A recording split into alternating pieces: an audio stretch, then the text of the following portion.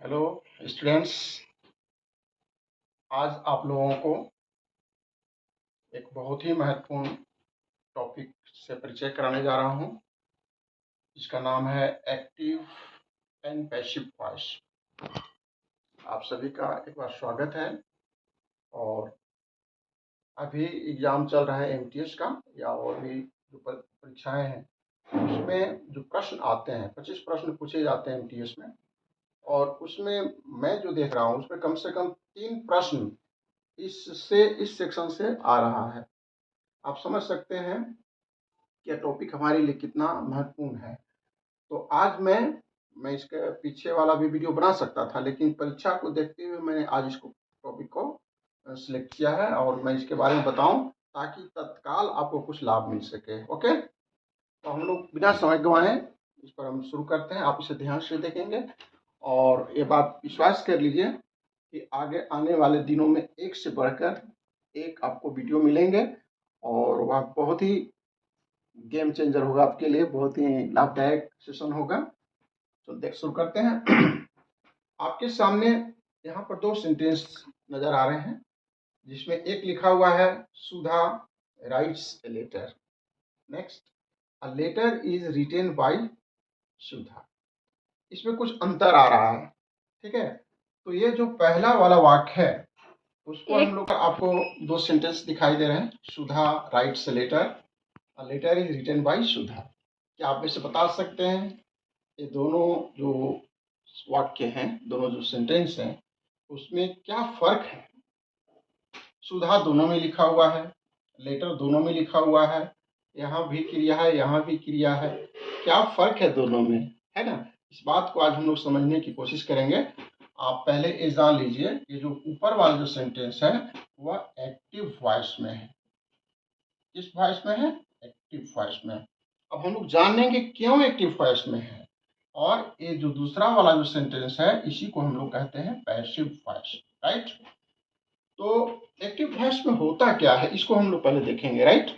तो यहाँ पर जो लिखा है सुधा राइट्स अ लेटर, तो इसको बनाने से पहले सब्जेक्ट बनाने से पहले लेटर में जो मुख्य बातें हैं उसको हम लोग को ध्यान से समझने की आवश्यकता है कि किसी भी वाक्य में जो सब्जेक्ट कौन है, वर्ब कौन है और ऑब्जेक्ट कौन है, ठीक है। और ये भी जान लीजिए कि किसी भी सेंटेंस में अगर कोई ऑब्जेक्ट नहीं है तो उसका पैसिव वॉइस नहीं बनता है। इस बात को हम लोग को बिल्कुल ध्यान रखना है।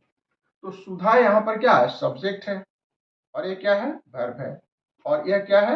ऑब्जेक्ट है। ये आपका सब्जेक्ट है, ये वर्ब है, और ये क्या है? ऑब्जेक्ट है, कर्म जिसको कहा जाता है कर्म। यहाँ पर सुधा एक पत्र लिखती है। आप पूछे क्या लिखती है? सुधा एक पत्र लिखती है। कौन लिखता है? सुधा लिखती है। तो इस तरह से सुधा जो है लिखने का काम, यहाँ जो वर्ब है उसका कर्ता यहाँ पर सुधा है, और इसका पूरा यह एक्टिव मूड में है, यह सब्जेक्ट के रूप में है और यह काम कर रही है एकदम बिल्कुल एक्टिव। अब कौन? अब दूसरे वाक्य में देखिए, लेटर इज रिटेन बाय सुधा। अब यहाँ पर यह पत्र जो है किसके द्वारा लिखा जा रहा है? बाय सुधा। अब यह जो स्थान चेंज हो गया, लेटर आपका अब सब्जेक्ट बन गया, चेंज हो गया। इसमें जो तब्दीली आ रही है ना, तो उसी को हम लोग आज को समझने की कोशिश करेंगे कि आखिर ऐसा क्यों होता है। सुधा एक पत्र लिखती है, इसका मतलब हुआ एक पत्र सुधा के द्वारा लिखी जाती है। इस तरह से इसका मतलब हुआ। तो हम लोग समझेंगे कि आखिर ऐसे कैसे होता है और किस तरह से इसमें परिवर्तन किए जाते हैं, क्या इसके फॉर्मूले हैं, इसको हम लोग समझने की कोशिश करेंगे, राइट। तो सबसे पहले क्या क्या चेंजेज हुए हैं इसको देखो। सबसे पहले क्या जो है, ये सुधा, ये जो सब्जेक्ट है, ये आप जो सब्जेक्ट देख रहे हैं, सब्जेक्ट का मतलब क्या? आप पूछिए ना, पत्र कौन लिखता है, जो कौन का जवाब दे वही सब्जेक्ट है, ठीक है। लेटर क्या लिखती है? लेटर लिखती है, वही ऑब्जेक्ट है। इस बात को हम लोग बिल्कुल निश्चिंत होकर के समझ लें। तो अब क्या है, लेटर ये जो पीछे लिखा हुआ है, मैं बताऊंगा हर टेंस में अलग अलग इसका नियम होता है, लेकिन मैं इसको शुरुआत में बहुत ही छोटे वाक्य से कर रहा हूँ। A letter. अब ये जो है आपका यहाँ पर आ जाएगा, क्या हो जाएगा, ये सब्जेक्ट का पोजीशन ले लेगा और ये जो है पीछे चला जाएगा, राइट। एक परिवर्तन यहाँ आपने यहाँ देखा कि जो पीछे वाला जो भाग है जो कि ऑब्जेक्ट हुआ करता था आपका, लेटर क्या है, ये ऑब्जेक्ट है, हमारा कर्म है। यह जो लेटर है, अ लेटर है, हम उसको यहाँ पर सब्जेक्ट के रूप में ले लाएंगे। जब इसका स्थान यहाँ हम सब्जेक्ट के रूप में ले लाएंगे, राइट, सब्जेक्ट बन गया ये जो ऑब्जेक्ट था वह सब्जेक्ट बन गया, ठीक है। और और ये जो सब्जेक्ट था वो अब आपका पीछे चला गया ऑब्जेक्ट बन करके, ठीक है। और बीच में आपका क्रिया का जो पोजीशन है उस रहेगा। तो इतना हम लोग समझ गए। इसके अलावे आपको क्या करना है, एक्टिव से पैसिव बनाने के क्रम में हम लोग को टेंस जो अलग अलग हैं उसके हिसाब से, क्योंकि प्रेजेंट टेंस में अलग लगेगा, पास्ट टेंस का अलग लगेगा, है ना, हर टेंस का एक अलग अलग जो होता है। बी फैमिली के बारे में हम आपको अलग से बताएंगे। इसका जो बी फैमिली है, is, am, are, was, were, है ना, इन सभी चीजों का हम लोग को प्रयोग करना है। मतलब यहाँ पर आपको कोई बी फैमिली का कोई ऑक्सिलरी वर्ब जो है यहाँ पर लगाना है। और इसके बाद यहाँ पर ये जो क्रिया का जो फॉर्म चेंज देख रहे हैं ना, यह जो है आपका VQ है, ठीक है। मतलब क्रिया का जो तीसरा रूप होता है उसको हम लोगों को आवश्यक रूप से लगाना है।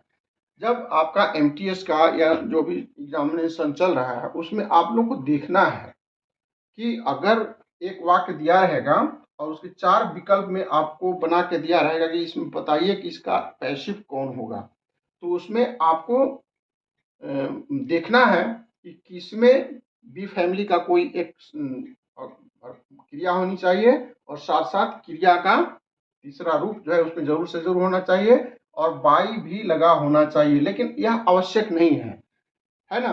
वाक्य का जो स्ट्रक्चर है और वाक्य की जरूरत है उसके हिसाब से हम बाई एजेंट को लगा भी सकते हैं और कभी कभी उसको हम लोग छोड़ सकते हैं, जो कि आगे चल करके हम आपको बताएंगे, ठीक है। तो ये सब तब्दीली हम लोग किए हैं। और यह जो सेंटेंस है आपका प्रेजेंट इंडेफिनिट का है और प्रेजेंट इंडेफिनिट में है, इसलिए हमने यहाँ पर इज लगाया। अगर यह पास्ट टेंस का होता, पास्ट इंडेफिनिट का होता, तो हम लोग यहाँ पर क्या कर देते, वाच कर देते हैं, ठीक है, यहाँ पर रोट कर देते। तो इस तरह से हम लोगों ने देखा कि किस तरह से एक्टिव से पैसिव में चेंज किया जाता है। एक और दूसरा सेंटेंस देखते हैं।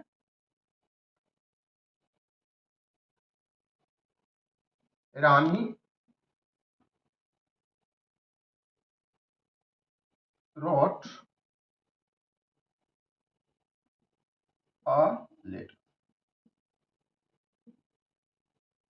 यहाँ पर देखिए रानी क्या है, रोट अ लेटर। यहाँ पर टेंस आपका बदल गया, यहाँ पर टेंस जो है आपका बदल गया, यह पास्ट टेंस में आ गया, पास्ट इंडेफिनिट में आ गया।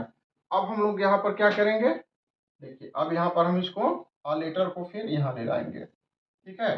अ लेटर, लेटर वाज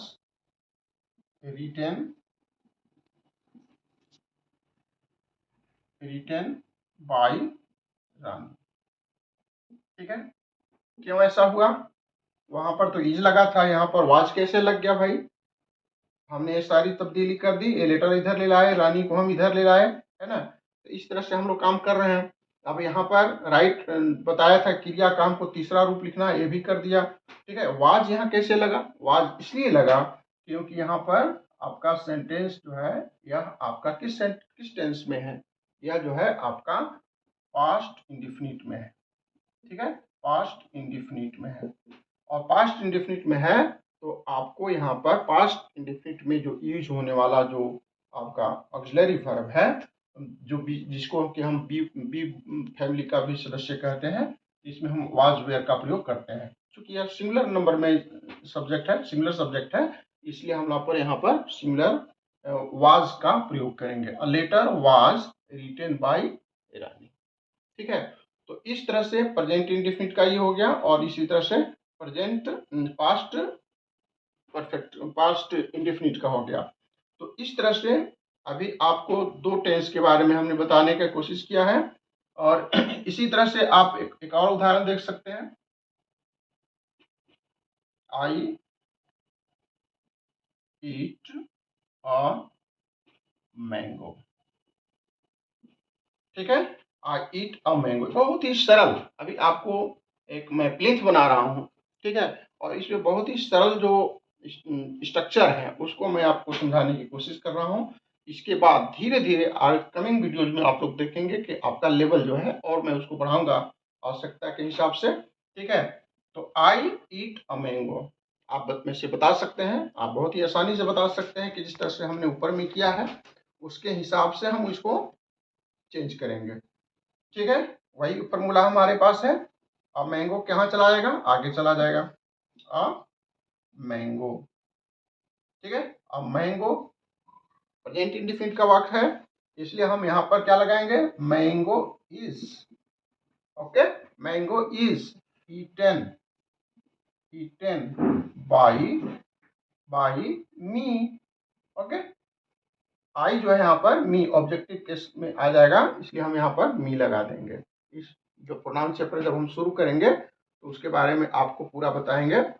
आज हम लोग आई आपका यहाँ पीछे चला गया मी बन करके, क्यों, क्योंकि ऑब्जेक्ट होता है जो प्रोनाउन हम लोग इस्तेमाल करते हैं तो उसका भी देखा जाता है वह किस मूड में है, सब्जेक्टिव है या ऑब्जेक्टिव है, उसके हिसाब से हम उसमें कुछ चेंज कर देते हैं। तो a mango is B family का ए मेंबर है, बी फैमिली का, और इस तरह से इस शब्द का प्रयोग किया गया। और इज ईटेन, इसका हमने क्या किया, इसको हम क्रिया का जो तीसरा रूप बताएं आपको उसका हमने यहाँ पर प्रयोग कर दिया। A mango is eaten by me. अगर अब इसी को हम एक उदाहरण से समझे, अब थोड़ा सा आप चेंज करते हैं, आपको यहाँ आपने समझ गया। अब हम यहाँ पर लिखते हैं, ए हटा देते हैं, ठीक है ना। अब यहाँ पर हम करते हैं मैंगोज, क्या चेंज किया, थोड़ा सा चेंज किया है ना। अब देखेंगे इसमें अब क्या तब्दीली आती है। अब तो मैंगोज आपका हो गया है ना, अब भी आपका हट गया, क्यों, क्यों इसलिए हटा, वहां से हमने आर्टिकल को हटा दिया। क्यों हटा दिया भाई, इसलिए कि आर्टिकल ए हम वहीं का उपयोग करेंगे जब वह काउंटेबल और सिंगुलर नंबर में हो। अब ये आपका या आपका प्लूरल नंबर में आ गया। ओके, तो हम मैंगो में से आ जो है हटा देंगे और एम आपका यहाँ पर कैपिटल लेटर में लिखेंगे। ओके, मैंगोज है ना, मैंगो में ई एस लगा दीजिए, मैंगोज। एक तब्दीली हम लोग करेंगे, बहुवचन, ईज को हटा दीजिए यहाँ से, राइट। ईज को हटाने के बाद आपको आर डालना पड़ेगा, क्यों, क्योंकि सब्जेक्ट वर्ब एग्रीमेंट का यह नियम है कि अगर आपका सब्जेक्ट प्लूरल है तो आपका वर्ब जो आप यूज करेंगे वहां पर भी उसको प्लूरल आपको देना है। इसलिए मैंगोज के साथ हम लोगों को यहाँ पर आर लगाना पड़ेगा, मैंगोज आर ईटेन बाय मी। तो जैसा आपका है यहाँ अगर प्लूरल में है तो इस तरह से हमको यहाँ पर आर लगाना पड़ेगा। तो इस तरह से हमने अभी प्रेजेंट इंडेफिनिट और पास्ट जो इंडेफिनिट है उसका जो स्ट्रक्चर है उसको आपको बताने की कोशिश की है। और इस तरह से आपका एक कंसेप्ट क्लियर हो गया कि एक्टिव से पैसिव बनाने में हम लोग को क्या करते हैं। अब एक थोड़ा सा और हम आपको कोशिश करते हैं बताने का, और फिर धीरे धीरे और हम आगे बताएंगे। अब एक और स्ट्रक्चर बताते हैं आपका प्रेजेंट कंटिन्यूअस का। ठीक है, आप इसको भी देख लीजिए थोड़ा सा। एक सेंटेंस देखिए, she is writing a letter. ठीक है, she is writing a letter, she is writing a letter. इसका मतलब क्या हुआ, वह एक पत्र लिख रही है। टेंस बदल गया, राइट, टेंस यहाँ पर क्या हो गया, बदल गया। मैंने बड़ी चालाकी से इसको प्रेजेंट इंडेफिनिट से हमने इसको प्रेजेंट कंटिन्यूअस टेंस में ले लाया। ठीक है, यह जो सेंटेंस है वह प्रेजेंट कंटिन्यूअस टेंस का है, आईएनजी लगा हुआ, कोई काम हो रहा है, मतलब she is writing a letter, right. तो अब इसमें हम क्या करेंगे भाई, इसमें जो पहिल का फॉर्मूला है आप यही ना करेंगे कि a letter, a letter is written by her. यही ना करेंगे? नहीं नहीं नहीं नहीं, ऐसा नहीं होगा। क्यों? क्योंकि यह आपका यहाँ पर गलत हो रहा है। कुछ क्या गलत हो रहा है देखेंगे। लेटर के साथ साथ इसमें हमको और कुछ लगाना पड़ेगा। क्यों लगाना पड़ेगा? क्योंकि अभी कंप्लीट नहीं हुआ है ना, इसमें आईएनजी लगा हुआ है, तो उसके हिसाब से हमको कुछ और इसमें एक बी फैमिली का एक और मेंबर है, वह आपको जानना पड़ेगा। BEING, right. Letter is being, letter is being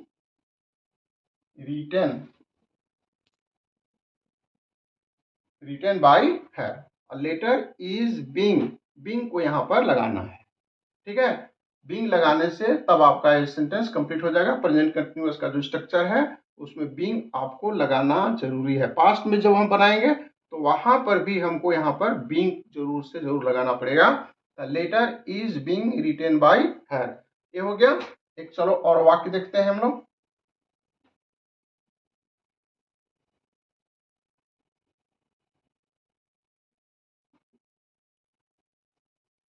Shyam is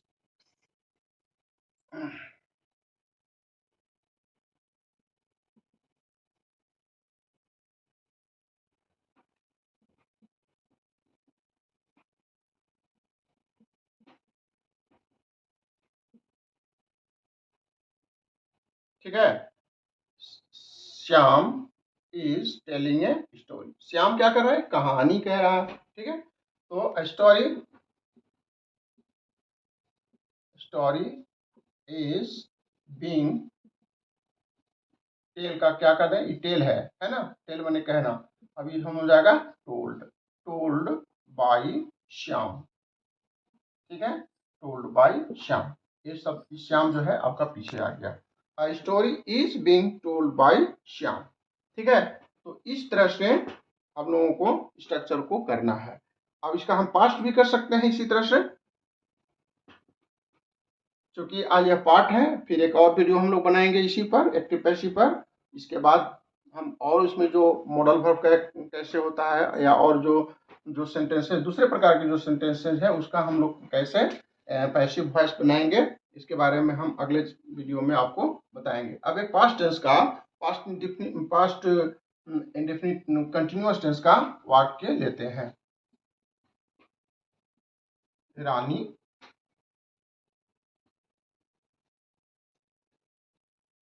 was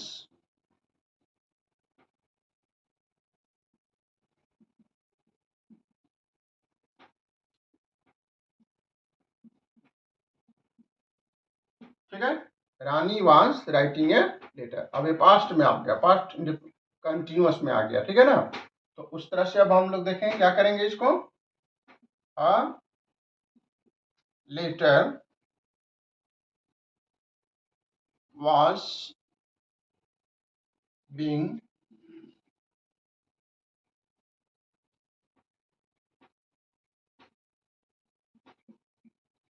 retain by Rani, ठीक है। तो इस तरह से Rani was writing a letter, Rani एक पत्र लिख रही थी।